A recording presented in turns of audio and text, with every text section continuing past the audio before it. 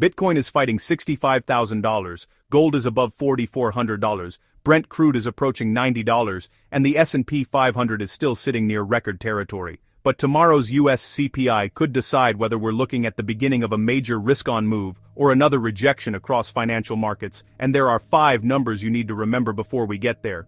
Bitcoin $65,400, Ethereum $2,000, gold $4,500, Brent $90, and Bitcoin $62,500. Let's start with Bitcoin because BTC is currently trading around the $64,000 area, while the latest intraday range has reached approximately $65,363, meaning buyers continue to attack the $65,000, $65,400 resistance zone but have not yet produced a confirmed breakout. The immediate question isn't whether Bitcoin can touch $65,000, it already has. The question is whether buyers can close above it and defend it as support.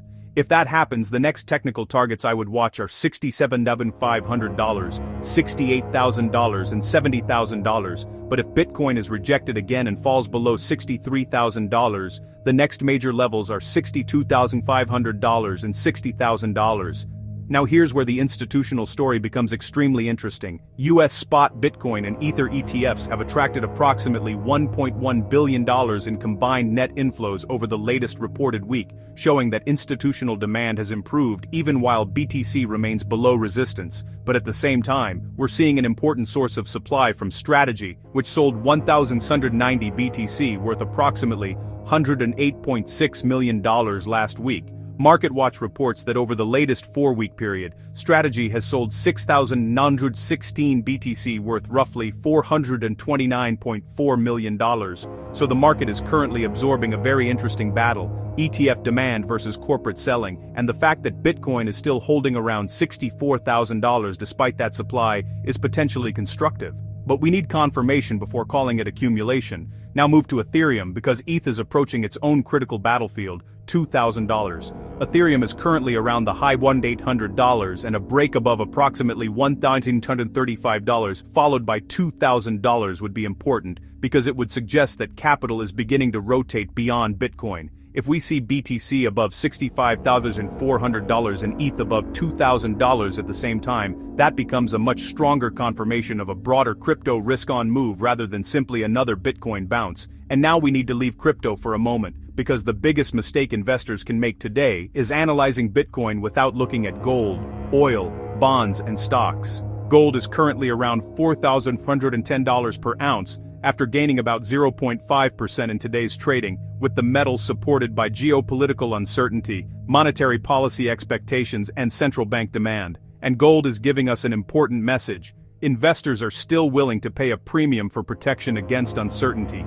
My key gold levels are $4,650 support, $4,400 as the current battle zone, and $4,500 as the next psychological target. But gold and Bitcoin shouldn't be treated as identical assets. Gold is benefiting from safe haven demand and central bank buying, while Bitcoin is currently behaving much more like a liquidity-sensitive risk asset. That distinction becomes extremely important if markets suddenly become risk-off. Now look at oil, because this may be the biggest threat to the bullish scenario. Brent crude has risen to around $88 per barrel, while US crude is around $82.45. As negotiations surrounding the reopening of the Strait of Hormuz remain stalled. Reuters reports that analysts currently see a potential $75-95 trading range while the standoff continues. And this is where the macro chain reaction becomes critical. Oil higher means inflation pressure higher. Inflation higher can mean the Federal Reserve stays restrictive for longer. Higher for longer rates can push Treasury yields higher. Higher yields can pressure technology stocks and crypto. That's why $90 Brent is an important warning level for me. If oil breaks decisively above $90 while CPI also surprises higher, the bullish Bitcoin scenario becomes much more difficult. Now let's talk about Wall Street. On Monday, the S&P 500 closed at 7,653.11, down just 0.1%, while the Nasdaq closed at $26,605.36, down 0.3%, and the Dow finished at 53,975.98. These aren't signs of a market collapse. The indices remain close to their highs, but the combination of rising oil, rising treasury yields and elevated equity valuations is creating a much more delicate environment.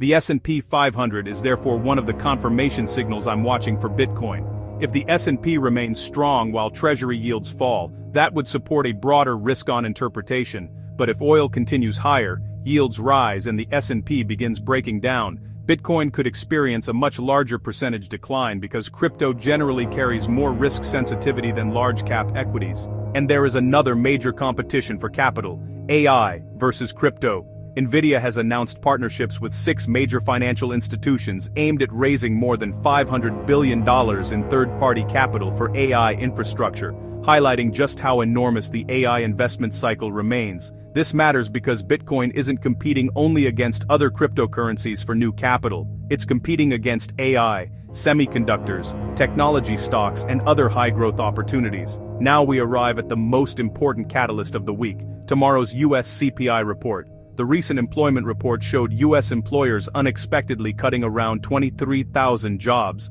which changed expectations around Federal Reserve policy. But inflation is now the next test. If CPI comes in softer than expected, the potential sequence is inflation down, yields down, dollar pressure, easier Fed expectations, stronger equities, and potentially stronger Bitcoin and Ethereum. But if CPI comes in hotter than expected, the sequence could reverse: yields up, dollar stronger, risk appetite weaker, Bitcoin under pressure, and technology stocks vulnerable. And this is where our cross-market model becomes much more useful than a simple Bitcoin prediction. Bullish confirmation would be CPI supportive, Treasury yields contained, S&P 500 resilient, ETF inflows continuing, BTC breaking $65,400, and ETH breaking $2,000. In that scenario, I would watch $67,500, $68,000, and $70,000 for Bitcoin, while Ethereum could target $2,100. The base case is consolidation. BTC remains between approximately $63,000 and $65,400. ETH remains below $2,000.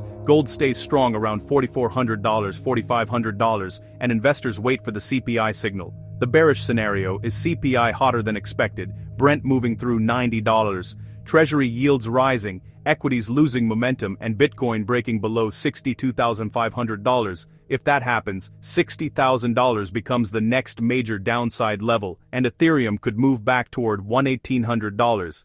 Now let's bring in regulation, because the crypto market has another medium-term catalyst: the U.S. Clarity Act. The latest reporting shows the legislation is facing a difficult path after the Senate postponed action, with the bill requiring 60 votes and facing opposition around several provisions. So don't tell your audience that regulatory clarity is guaranteed or that passage is imminent. The correct interpretation is potentially very bullish long-term, uncertain in the short term. And now let's look at what investors are discussing across X and YouTube, because this is another part of the MarketPulse 360 framework.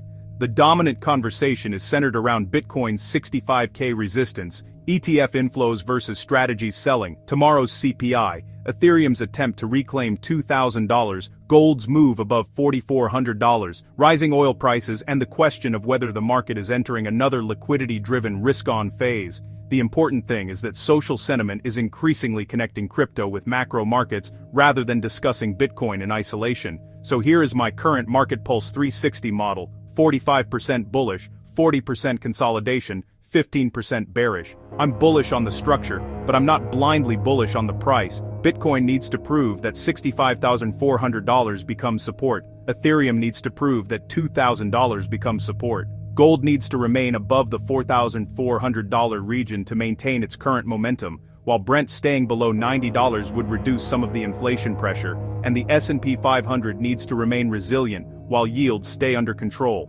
Put all of that together, and we have a very clear roadmap. BTC above $65,400 plus ETH above $2,000 plus supportive CPI equals a potentially powerful crypto breakout.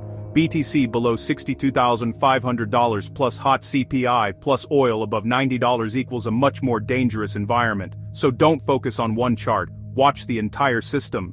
Bitcoin tells us about crypto risk appetite, Ethereum tells us whether capital is rotating, gold tells us about defensive demand, oil tells us about inflation pressure, the S&P 500 tells us about broader risk appetite, Treasury yields tell us about the cost of money, and CPI tells us what the Federal Reserve may do next. That is the real MarketPulse 360 picture. Tomorrow could be decisive, and if these markets start moving together, we could finally get the confirmation we've been waiting for. Subscribe to MarketPulse 360 because we don't just tell you whether Bitcoin is going up or down. We connect crypto, gold, stocks, oil, bonds, the Federal Reserve, institutional flows, and the biggest conversations across X and YouTube to explain where the money is moving and what could happen next.